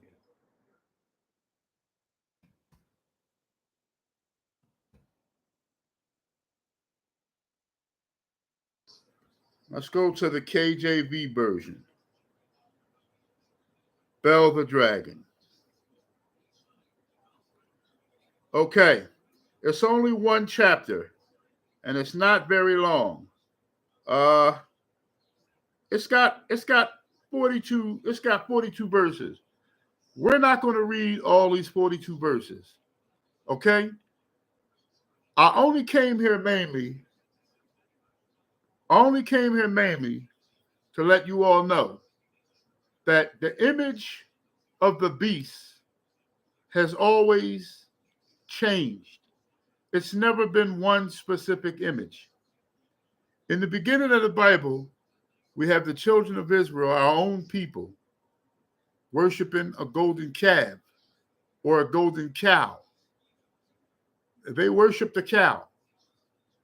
And throughout the Bible, well, you'll see that cow will go on even some time after to be worshipped by our children, because they handed down that false idol. They handed down that false god for about a century. But then it started to change. Some idols were women, or the Queen of Heaven, for instance. They made an altar to the Queen of Heaven, okay? And they would worship her through trees called an Asherah stick, which was carved out of a tree. Now, that's where the concept of the Christmas tree came from. The Christmas tree is not necessarily an Asherah stick, but the whole concept, the carving out of the wood and the stone. These were idols. Okay? In this specific case here, we have his fathers and Cyrus of Persia. And Daniel conversed with the king. Let me read from the top. And King Ashpenaz was gathered to his fathers, and Cyrus of Persia received his kingdom. And Daniel conversed with the king and was honored above all his friends. Now the Babylonians, because they're still in Babylon, now the Babylonians had an idol called Bel, and there were spent upon him every day 12 great measures of fine flours, and 40 sheep, and 6 vessels of wine. So they were bringing this dragon fine flours, 40 sheep, and 6 vessels of wine. And the king worshipped it and went daily to adore it. But Daniel worshipped his own God. And the king said unto him, Why dost not thou worship Bel? Who answered and said, Because I may not worship idols, made with hands, made with hands, made with hands, made with hands, made with hands. I may not worship idols made with hands, but the living God, who hath created the heaven and the earth, and hath sovereignty over all flesh. Then said the king unto him, Thinkest thou not that Bel is a living God? Seest thou not how much he hath eaten and drinking every day? Then Daniel smiled and said, O king, be not deceived, for this is but clay within and brass without, and did never eat or drink anything. So the king was wroth and called for his priests and said unto them, If ye tell me not who this is that devoureth these expenses, ye shall die. But if ye can certify me that Bel devoureth them, then Daniel shall die. For he hath spoken blasphemy against Bel. And Daniel said unto the king, Let it be according to thy word. Now the priests and Bel were 70, beside their wives and children. And the king went with Daniel into the temple of Bel. So now the king worshiped Bel the dragon. Bel the dragon was just a statue, but he would take a whole lot of sheep and wine and flowers into Bel the dragon. And somebody would eat the sheep and somebody would drink the wine. And the king thought that the idol, Bel the dragon, was eating the sheep and drinking the wine. So Daniel knew better. Why? Because Daniel has sense. But many of you say, man, I wouldn't fall for that shit like the king fell for that shit. I would think that somebody else is eating it. But see, many of you are making a grave mistake because many of you are, or shall I say, all of us are the offspring of our forefathers. And though we don't make those same mistakes the same way, we make the same mistakes in other ways. And many times a day, you all suffer the adorning of celebrities, and you suffer the adorning. Many of you women, you come on the internet, you take a picture and a selfie of your ass and your tits, and many of you women suffer the adorning of your own selves. Narcissism is very dangerous, and many of you are going to reap and heap the punishments from your narcissism. Now, I know some of you women, you get paid. You come on the internet, you get your dollar. I don't condone it, but it's your dollar. It's not my dollar. It's your dollar, right? But you should seek other ways to make that money, because you're not going to be able to do that forever, my sister. So you need to start investing in that money now. Some of you women, you're coming on the internet, you're making a lot of money because you're beautiful women. Take that money, start investing that money, because you're not going to be beautiful forever. Okay? Cut out the narcissism. Cut out the want and the need for attention. Okay? But so Daniel is not stupid here. So Daniel knows that somebody is drinking the wine and eating the sheep. Okay? Now, I don't want to read all this. I want to keep going. But if you read Bel the Dragon, it's a fun story, right? Don't be lazy. When you get your chance, read it. And it says here, if I jump down to verse 20, and the king said, I see the footsteps of men, women, and children. And then the king was angry and took priests with their wives and children, who shewed him the privy doors where they came in, and consumed such things, and were upon the table. Therefore the king slew them, and delivered Bel into Daniel's power, who destroyed him and his temple. And in the same place there was a great dragon, which they of Babylon worshipped. And the king said unto David, wilt thou also say to this is of brass? Lo, he liveth, he eateth and drinketh. Thou can't say. So basically, there was a family that was sneaking in and eating the sheep and drinking the wine and taking the flowers. And the king thought that Bel the dragon was the one that was eating and doing all of this. And they found out it was just a local family who were taking advantage of all of the, and he had a nerve to kill him. And that was crazy. So he killed the family. Obviously, the family was probably homeless or something.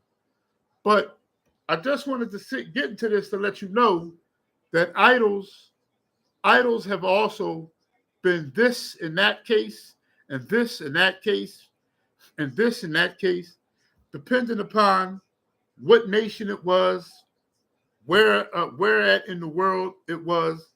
So you can't say that the image of the beast is anything in specific. The image of the beast, in many cases throughout the course of history, have been this, have been that, have been this, have been that. In some cases, like Nero, for instance.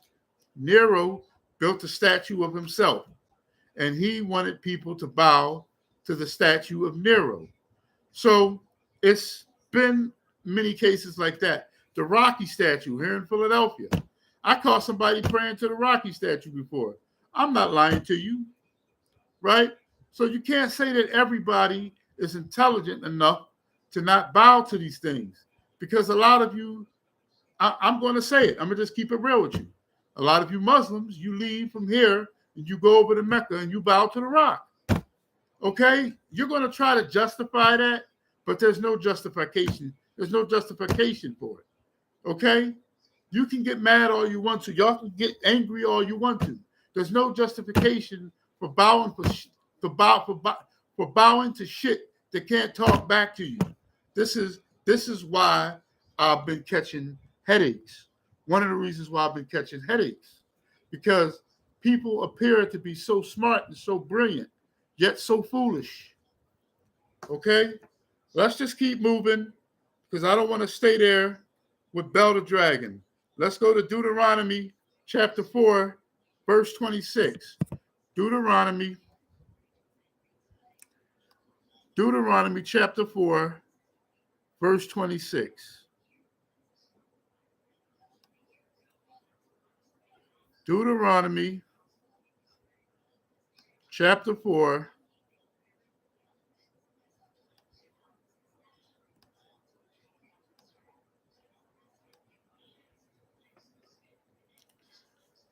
Deuteronomy chapter 4, verse 26. Start at verse 26.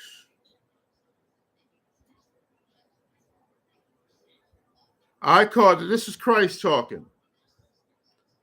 I'm about to end this, and I'm going to come hit y'all with part 2. I actually don't have much to read.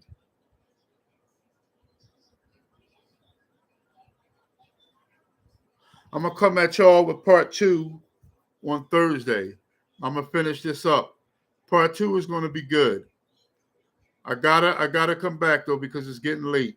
But let's end this. This is the second segment, Lifeless Idols. So let's finish off the second segment, and then we only got segments 3 and 4 to go. And I'll come back either tomorrow or Wednesday for that. This is Deuteronomy chapter 4, verse 26. Listen carefully. I call heaven and earth to witness against you this day, that ye shall soon utterly perish from off the land whereunto you go over the Jordan to possess it. Ye shall not prolong your days upon it, but shall but shall utterly be destroyed. And Yahuwah shall scatter you among nations, scatter you among the nations, scatter you among the nations, and ye shall be left few in number among the heathen, whether the Lord shall lead you. And there ye shall serve gods, and there ye shall serve gods, and there ye shall serve gods, and there ye shall serve gods, and there ye shall serve gods. The work of men's hands, the work of men's hands, the work of men's hands, the work of men's hands, the work of men's hands, wood and stone, wood and stone, wood and stone, wood and stone, which neither see, nor hear, nor eat, nor smell, which neither see, nor hear, nor eat, nor smell. But if from thence thou shalt seek Yahuwah, thy Elohim, thou shalt find him. If thou seek him with all thy heart and with all thy soul, thou seek him with all thy heart and all thy soul. When thou art in tribulation, when thou art in tribulation, and all these things are come upon thee, when thou art in tribulation, and all these things are come upon thee, nor forget the covenant of thy fathers, nor forget the covenant of thy fathers, which he sware unto them, nor forget the covenant of thy fathers, which he sware unto them. Okay? So, just to give you all an FYI here, this was told to our forefathers here in Deuteronomy. This was told to our forefathers right here in Deuteronomy. Okay? Right here in Deuteronomy. Okay. I need one more half hour. I need one more half hour because I want to get the third segment out of the way. The third segment is very short. Okay? The third segment is titled Last Days in Babylon. Last Days in Babylon, okay? I want to knock this down real quick. Last Days in Babylon. Because I want to go to Daniel 3, and then I want to go to Revelations 13, and then we're going to wrap this up. Okay? And there's a reason why I want to get this out, because I want y'all to understand something about the last idol. The last idol, if you listen during the whole message, I've been explaining to you that none of the idols could eat, none of the idols could speak, they couldn't hear, they couldn't smell. But the last idol will be able to talk, and it will be able to hear, and it will be able to interact. Satan is tired of people not respecting his idols. So I want to explain to you how the idols worked in the past and how the idols work now, opposed to this last idol. The difference between the other idols, well, obviously, the other idols, they can't talk and they can't see, and they won't be able to interact. But the last idol will be able to talk and see and interact and kill. The last idol is different from all the rest of the idols. And I want to show you how the other idols had power versus how the last idol had power. I just need about 20 more minutes. Let me grab something to drink, and we're going to knock this off.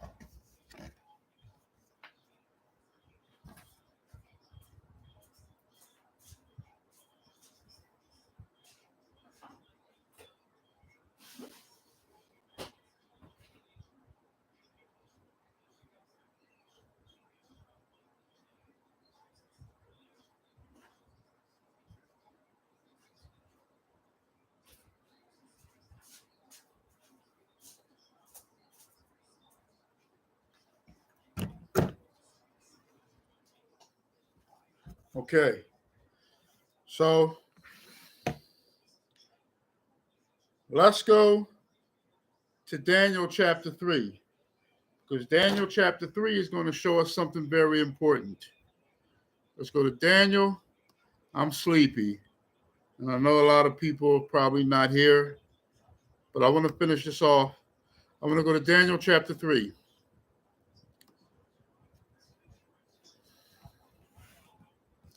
If you all want to know exactly how things are going to go in these last days, I'm going to show y'all how things are going to go in these last days with the Antichrist. Okay?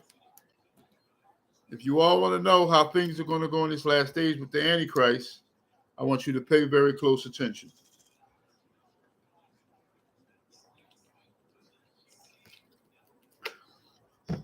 All right? Let's be quick with this. So this is still in Babylon. Okay? Listen carefully. Nebuchadnezzar the king made an image of gold. Bam, right off the back. This is Daniel chapter 3. Nebuchadnezzar the king made an image of gold.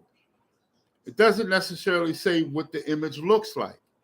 Many of you can't say it's an image of a big white man. We don't know, unless we're going to keep reading, unless they tell us, we don't know what the image looks like. Different kings made different images of different things. Some kings made images of themselves. The smarter ones, the less intelligent kings, worship Bel the dragon and stuff like that. But nonetheless, this is real. These are things that these people actually did. You got a king of a nation worshiping a statue dragon. That's very bad work, man. But nonetheless, let's go. Nebuchadnezzar the king made an image of gold, tells you right from the start, whose height was 80 cubits and breadth, and the breadth thereof 6 cubits. He set it up in plain of Dura in the province of Babylon.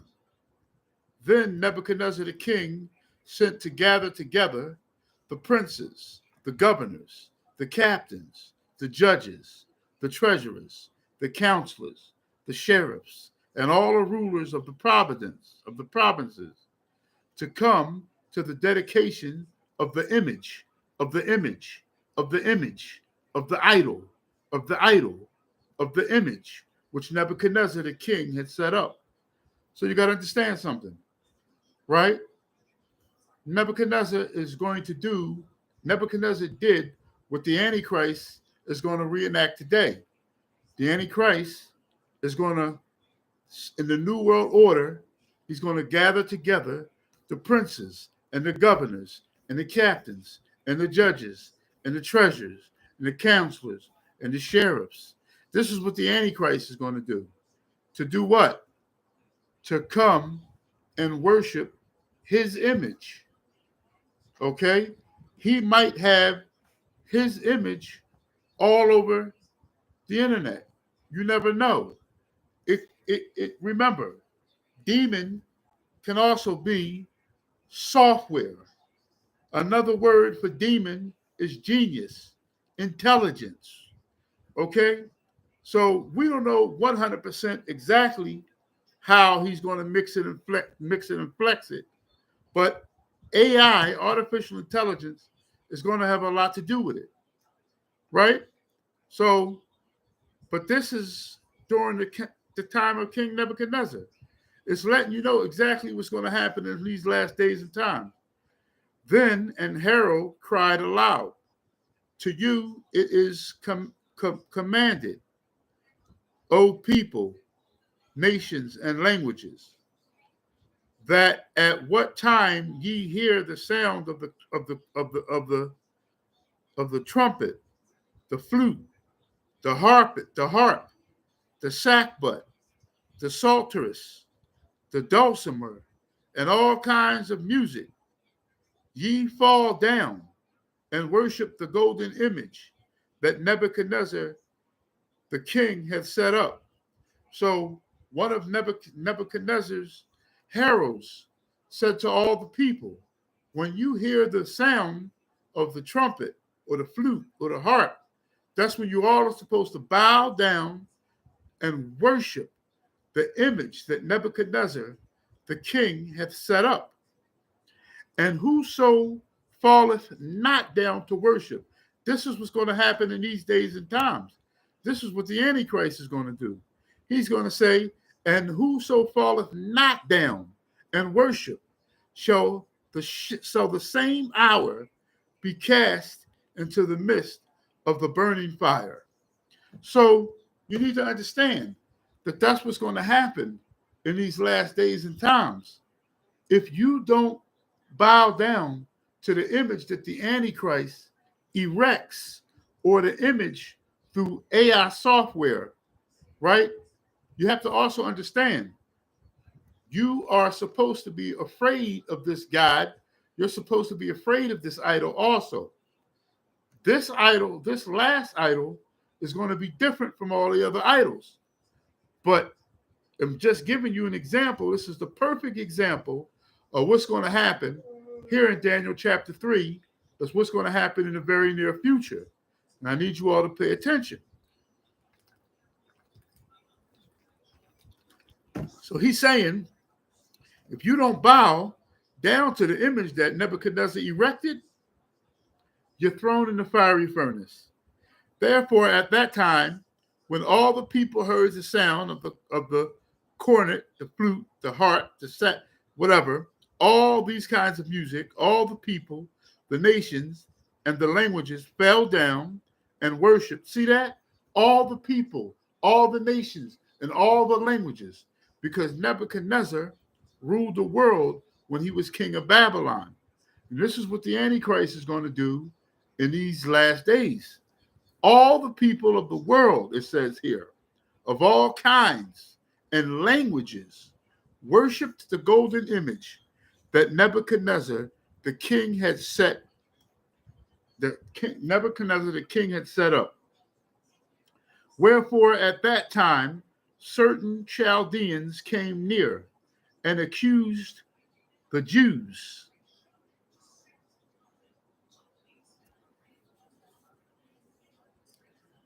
Certain Chaldeans came at that time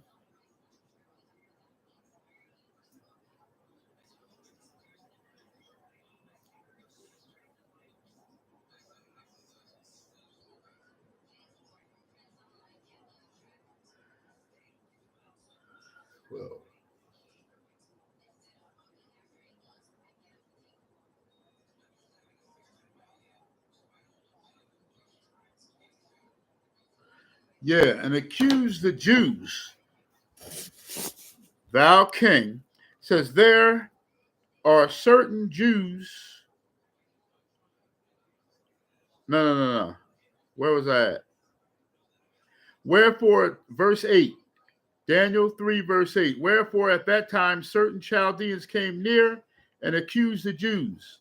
They spake and said to the king Nebuchadnezzar, O king, live forever. Thou, O king, hast made a decree that every man that shall hear the sound of the cornet, flute, harp, the music, and all kinds of music shall fall down and worship the golden image. And whoso falleth not down and worshipeth, that he should be cast into the midst of a burning fiery furnace. There are certain Jews whom thou hast set over the affairs of the province of Babylon, Shadrach, Meshach, and Abednego. These men, O king, have not regarded thee. They serve not thy gods, nor worship the golden image, which thou hast set up. Then Nebuchadnezzar, in his rage and fury, commanded to bring Shadrach, Meshach, and Abednego. Then they brought the men before the king. Nebuchadnezzar spake and said unto them is this true, O Shadrach, Meshach, and Abednego? Do ye not serve my gods, nor worship the golden image which I have set up? See, the Antichrist is going to do this.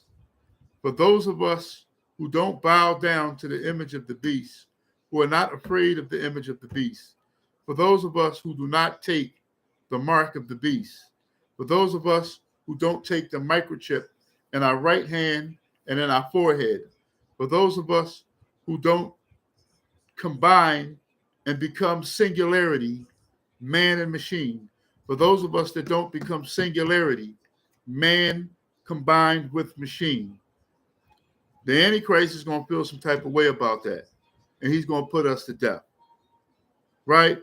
And not all of us are going to die. Some of us are going to be respected by Christ, and Christ is the Redeemer. He's going to come, and he's going to, with his outstretched arm, Yahuwah is going to send his angel to protect us. Some of us, he's just going to let die. But basically, it says here, now if ye be ready, that at what time ye hear the sound of the music, right? Ye fall down and worship the image which I have made. Well, but if you worship not, ye shall be cast the same out. So the three Hebrew boys, Shadrach, Meshach, and Abednego, answered and said to the king, O Nebuchadnezzar, we are not careful to answer thee in this matter. If it be so, our God, whom we serve, is able to deliver us from the burning fiery furnace, and he will deliver us out of thine hand, O king. But if not, be it known unto thee, O king, that we will not serve thy gods, nor worship thy golden image, which thou hast set up. So, as you know, eventually Nebuchadnezzar got angry, which is the same thing that the Antichrist is going to do in these days. He's going to get angry when you don't worship whatever is going to be his idol, and he's going to want to put the believers to death, and it is what it is. But this is exactly what's going to take place in these last days, just like this. The Antichrist is going to be infuriated with any and everybody who chooses not to take his mark. Okay? And the very last scripture right here, it's next to the last scripture. I want to go to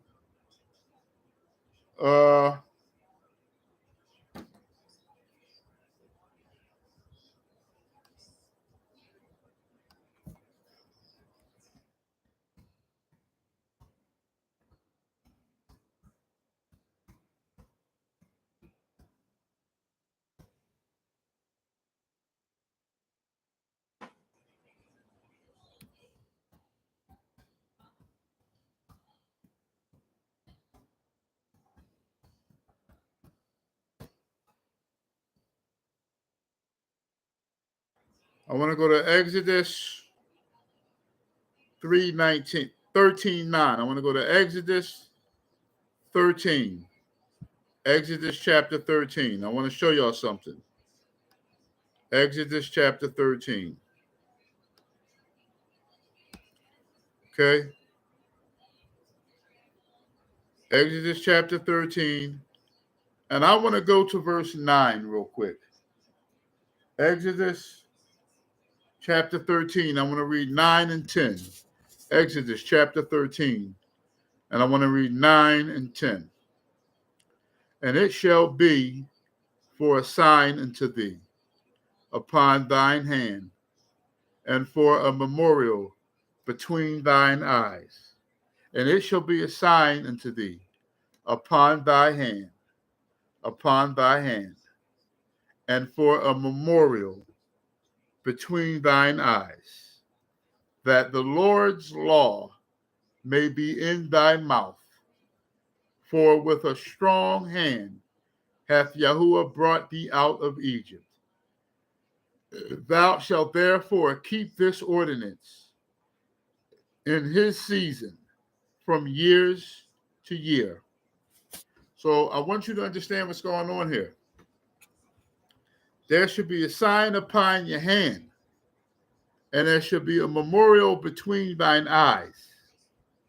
So this is the right hand, and this is your forehead between thine eyes. And this is where we're supposed to keep the commandments of the Most High. Okay? We're supposed to do the commandments of the Most High, and we're supposed to keep the commandments of the Most High in our mind. All the laws, thou shalt not have any other God but me. Thou shalt not make a graven image or worship a graven image, not in the heavens, not on the earth, not beneath the waters of the earth, not in the waters beneath the earth. Nowhere should we ever have an idol. The only idol that we should have is the God of Abraham, Isaac, and Jacob. If you all want to call him Father, that's fine.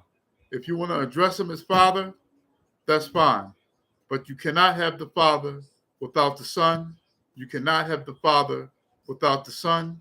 You cannot have the Father without the Son. And I want to just end it with Revelations 13. I want to go to Revelations 13. I want to get out of here. Revelations 13, and I want to get out of here. Right? I just want to go over a verse again. Revelations 13. I want you all to understand that this last idol is going to be different. Okay? And he had power to give life into the image of the beast. This Antichrist had power to give life into the image. So this idol is given life. The last idol is given life. All the rest of the idols, they couldn't see, they couldn't hear. Of course, they couldn't eat. No idol. I don't think no idol can eat. He couldn't breathe. All the other idols that our forefathers worshiped weren't alive. But this last idol is something different, is what I was trying to explain to y'all. This last idol, and he had power to give life into the image of the beast, that the image of the beast should both speak and cause as many as would not worship the image of the beast should be killed. So this image of the beast is going to have the power to kill. Okay? It's right here. And I want you all to understand this is the difference between the last idol and the other idols.